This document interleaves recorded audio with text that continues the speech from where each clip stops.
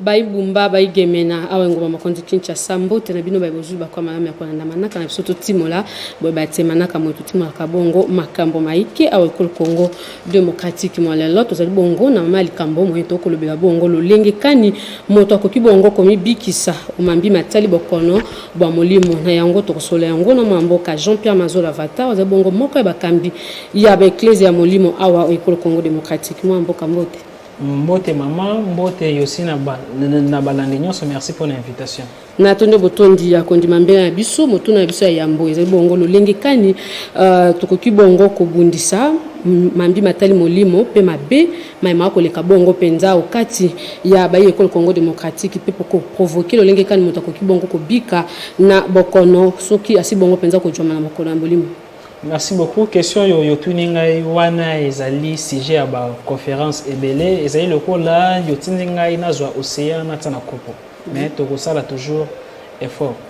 Premièrement, toujours na bandaka na verset oyo na livre ya Osée chapitre 4 verset 6. Nzamba lobi bana nanga libota nanga basali nanga bazali kubunga bazali ko alikufa parce que bazangi boyebi. Simanango kaka na Yosé wana 4 côté moko nzambe ya lobi parce que bo ale bwakisi connaissance ngape na ko bwakisa bino. Premièrement, pour alors ko ale bundise loko esenge nano comprendre comment il fonctionne ka. Question ezali boni tokoki o bundisa milimo ya mabe pe boni tokoki o créer bikamo. Premièrement, esenge nano koyeba motu azali constitué na nini. Motu premièrement azali considéré lokola microcosme. Microcosme est en grec et la kisi petit univers. Grand leur univers ba moi ba sanza ba les planètes ezali considéré comme macrocosme, c'est-à-dire grand leur univers. Motu azali photo ya grand univers. Ezali lokola nazui photo ya mama glove ve na tsawo na poche et la kisi donc nyoso na ko mona la photo ezali pe epa ya mama glove la même chose moto azabongo. Alors pona ko ale bundisa ba force du mal esengeli d'abord yo moko koyeba ke no ba force du mal oyo yekoki obundisa yo libanda nzoto na yo libanda ezala pe na kati na yo avant nano monguna ale attaquer yo esengeli azwa porte esengeli yo moko pe yo fongolela e porte mais yambo nanu naloba likambo wana esengeli nanu koyeba kindoki utaki wapi misala mabe ye utaki wapi ezaki na époque moko boye bakoko na biso bazalaki visiter na ba être moko babandaki kofana na dimension mususu ya planète Terre kaka donc planète Terre na biso kaka planète Terre ezali na biteni sambo donc 7 niveaux na les 7 niveaux on ezalaki na ba être moko angélique bazalaki diriger na mo continent bango kombo na ezalaki chemiaza bazalaki ba angelo alors tango bali mona ki comment alors bali humain babanaki au vivre bali humain bazaka na ba sexe mais bali ange bazaka na ba jar veut dire azali na sexe mais azali na jar mais ceux qui akiti na monde ya batu akoki ozwa sexe. La Bible dit bayaki babimaki na basi babotaki na bango na se ya bolingo wana balakisaki bato makamba malamu balakisaki bato pe makamba mabe nyoso wana bato bakoki tanga ngona évangile ya Enoch balongola ngona le Bible bato bakoki sa elango recherche alors ezaki na ange moko a Marazak alakisaki bato kindoki ezawana ezali na partie ya malamu ezali pe na partie ya mabe alors nini balakise batu kindoki ya malamu kindoki ya mabe par là sikoyo mutu na mutu akomaki yazwaka décision na ye soki esengeli asala ya malamu to pe ya sala ya mabe suite eyebani wana na évangile ya Enoch. Alors nazongi na sujet oyo nazaki nango pour alors quoi les combattre ba force du mal esengeli koyeba kino diable avant nano attaquer au libanda ako attaquer au nano na niveau ya kati. Imaginez que nini ko ale linga mbongo ezali mabete mais soki okomi yes esclave mbongo yokoki oboma batu likolo ya mbongo defo wana yekokola yeko benga demo yo babengi na kombo ya maman azali démon ya mbongo. Alors maman soki afandi na kati na azali archidémon lokola Yesu aza mwana nzambe maman aza pe mwana ya Lucifer. donc na même degré. Alors dès que motu il a développé le kosambo na kasi automatiquement il y a bon c'est déjà maman en place. Alors ceux qui lobby ndoki moko ya famille topé ya quartier topé ya commune alingi a détruire maman love ali que non et c'est na le team de la molimo ya les pauvreté il y a ko contacter des maman mais des maman à côté détruire yote ceux qui na kati na yo amikuti déjà otongela yenda côté. La même chose, ni kolinga rapport sexuel zaka mabete mais soko komi esclave à rapport sexuel démon Léviathan. Léviathan azali démon oyo apocalypse le biki azaki lokola dragon ya koyaki na mai. Léviathan na mai ya déjà ka 7 degrés ya ba être négatif na se ya mai. Léviathan ce qui a développé na vie na yo premièrement yoko zala na ba problème amoureuse. Ba bolingo nyoso yoko kuta na weza la mwasi mobali okozara toujours na ba problème il y a plus ba les déceptions na ba déception il y a ko facilité yo ozala na contact na bana ya Lilith azali pe de moi mwasi donc ba mari de nuit na ba femme de nuit bazali ni na compte na ye il y a plus a ko facilité yo ni contact na alors molok yo komona ni yo botaka bana bale yo kufa donc kufa nyoso yo ni etali sentiment bana libota bakoki o détruire parce que yo komaki na désir sexuel moko non donc non alors contrôler ndako ya Léviathan et salami na kati na yo lobi ndoko ya famille topé ya quartier alingi a baby sa chance na yo côté ya bolingo ni libota na yo alors maman akoki ko aller attaquer o te soki akuti ba défaut na kati note donc chaque démon avant d'aller attaquer biso et sengeli yakuta ba tongeli na yo ndako si ndako ko aller to parce que la Bible dit ni sage moko yarubi ni le diable ne peut jamais nous attaquer sans nous. En plus la Bible dit le diable ne vient que pour voler, dérober, alors et détruire. Je sais alors sans oublier ezali butu esalema pona kolala non kolala te butu esalema pona ni biso to esalema pona kolala pona ko alesaka oyebi vi na biso na moi ezalaka conséquence makambo elekaka na butu yokoki olala lokola tabate ezali na ba air crée o esengeli bana nzambe balamukaka pona ko ale sambela alors na kolobela ngo. Imaginez na ba butu ezaki na politicien moko to PDG moko yake na Carrefour koto e banzela yekuta na 3 4 5 parce que maman na ba Carrefour ezaka ba les temples ya ba force du mal na ba kote nyoso e banzela yekuta na ba les forces du mal batongaka ba les temples na bango wana soki balingi ko envoûter population wana ndenga molimo to bakanga ngona bomoto na ndenga molimo na deuxième monde soki alors balingi ko aller donc envoûter population bazala aveugle bakozwa fulu bakotepo na ba Carrefour pourquoi ba force du mal ba se nourrisaka na salité ba bengaka ba race ya ba être wana ba donc ba les secourir parce que salité mutu renforcer alors nzambe alingaka propreté diable alingaka salité na molili njoyebi na loge satanique même ata bazali na ba mituka lix yokomona pona yazwa mbongo abimaki na mwana na ye abimaki na leki na ye abimaki na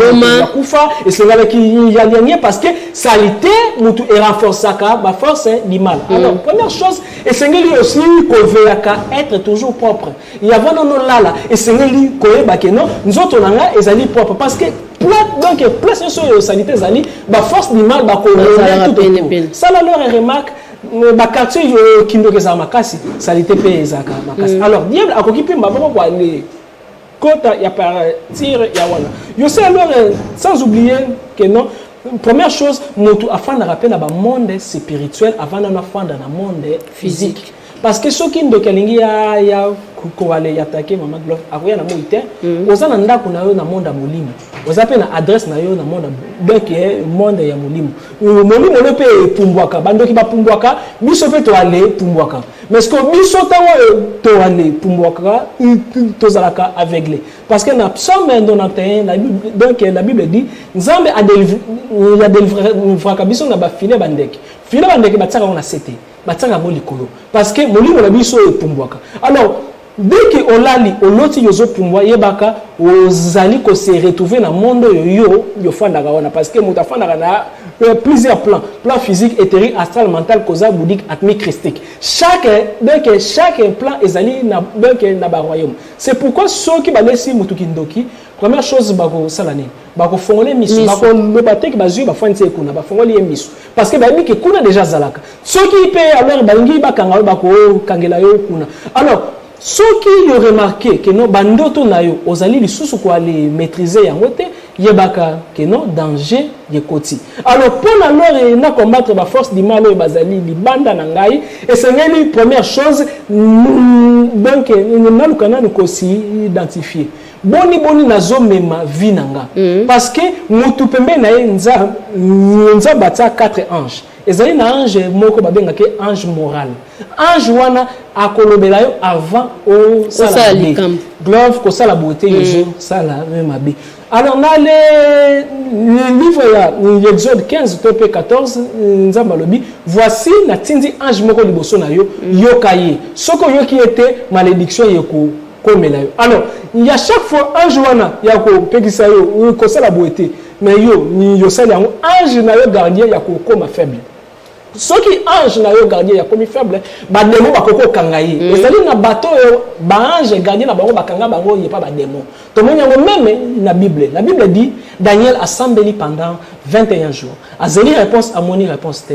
ange Gabriel ayabi Daniel dès le premier jour au belela kinzambe ayoka kime presse ya perse parce que na chaque avenue ezaka na démon oyo a protéger chaque avenue wana ezaka na ange et dans chaque quartier na chaque famille ezali na bandaku père na ba famille oyo peut-être bozali na molimo ya réclamation veut dire koko la bino moko asignaki pacte peut-être na alors démon Moloch tope Yasmodé pacte sana azaki na besoin azala na chance ndé babine ke 4 générations na yo et c'est donc mutute ya kokio simba $1000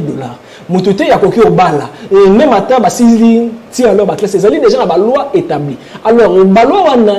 établi wana ezalaka na ba démon ba le landela kango ba benga bon ba les démons soldats. Déjà lors na sala exorcisme mutu azalaki posséder na démon soldat na le kati ya ndaku mbule bandi obeta kake ebeta na kati ya ndaku muto banda mbule zate kake beti na kati ya ndaku muto to bandaki o sale la prière akufa kina nous sur place. Heureusement cause na connaissance ezali bien na le bimi na ndenga molimo na moni démon asimbi molimo na epeme. C'est pourquoi au sala nzambe ceux qui ensemble na rabatu développer connaissance na yo mystique makambo et le kindoki na bondoki. Alors ceux qui alors déjà alors les côté déjà na contact na ba donc na les forces du mal par là bakoki ko aller détruire yo facilement. Si kalolenge kano koki bongo komi bikisa tango zwami na bakono yango. OK. Otalisi biso lolenge kani to koko bundisa mulimo mabe kasi lolenge nini koki bongo komi bikisa tango zwami na bakono mo. Premièrement, essayez d'abord ko aller tenir compte il y a vibration na yo ya aura. Il y a vana nous vie de prière. Il y a vana nous sainteté. Essayez na nous koyeba keno nzambe ya pesa biso bibundeli. Moto azalaka na poso moko ya molimo na Bible ke poso moko ya molimo babenga kango aura. Aura wana ezaka na 3 rôles. Yo moni soki ba dessiner ba centre na ba dessin animé. Ba dessiner ka mo lumière moko likolo ya mutu na ba. Alors na le physique quantique babenga kango champ magnétique. Chaque corps ezalaka na champ magnétique. Alors champ magnétique wana et joue un rôle ya protection, rôle ya anti-radar, rôle ya communication entre mutuna ba extraterrestre, mutuna ba ange, mutuna alors nzambe na Bible. Mutuna ba extraterrestre et mutuna ba ange, mutuna alors nzambe. Alors nini orana ceux qui supposons nazali magicien noir parce que pouvoir ezaka na maloba derrière maloba ezaka na son derrière son vibration derrière vibration ondulation derrière ondulation ezali na ba esprit et derrière ba esprit ezali na ba événement dès que na lobi glove à ça l'accident nazala ndoki te mutu nyonso azalaka ndoki grâce à maloba parce que maloba na ye dès que bimi ye kopesa ordre na ba être oyo bazingi ora na yo bakoya ko attaquer yo yo sentir ba chair de poule soki ora na ezali na ba madusu maloba na lobi sima ya 3 mois 4 mois 1 mois une semaine yeko réaliser au sali accident. C'est pourquoi Jésus Lobaki ceux qui ont li mutu mabe au sali déjà eloko wana parce que mutu a vivre capé na monde mental. Nous sommes to aller kanisaka na le univers na poubelle en quantité. Tôt ou tard donc il y a les produits en bas les effets. Ceux qui ont kanisi yoko échoué na classe yoko échoué na classe parce que mutu yemo ko pe akoki ko se programmer na ba événement. Mais pour le bundisa ba force wana bien aussi et c'est ngeli ko ba comment yoko renforcer aura mais donc yoko ki aussi ko se guérir vraiment na zone ba mbango parce que minute yo ba pesi so eza tellement muké et c'est ngeli na loba lokola Charlot comment alors mutu donc ni so na zone ba ngeli roté to lo baka ko so lo beloko ya wana bazokanga bizarre alors ceux qui mutu ya lingi ya se guérir na maladie ya wana vraiment batu ba meka un peu ko benga ba matisela biso ata minute ceux qui avaient moto ya lingi ya se guérir on sali na besoin ya kozala na dompté yo moni mayo yo to mona ka mai ezaka na mémoire mai ezaka na matoi mai yoyo kaka scientifiquement prouvé ceux qui nazaki na temps na ngaki na expliquer mai ezali na mémoire ceux qui yo zuika mai ya pompe